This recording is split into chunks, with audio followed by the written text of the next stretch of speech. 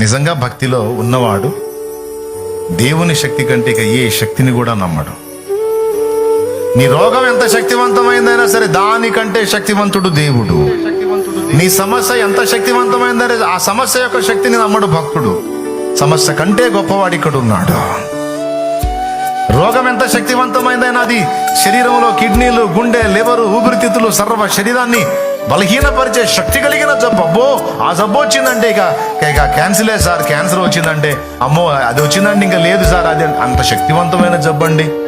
Body అంతా పాడైపోతుందండి, ఇట్లా అయిపోతుంది అట్లా. అబ్బా ఎంత పవర్ఫుల్ రోగం.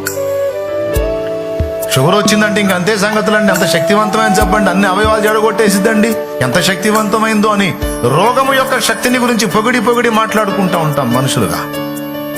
కానీ దేవుని వాక్యం, దేవుని భక్తుడు ఏం నమ్ముతాడో తెలుసా? రోగం ఎంత శక్తివంతమైందా, సమస్య ఎంత శక్తివంతమైందైనా దానికంటే శక్తివంతుడు దేవుడు.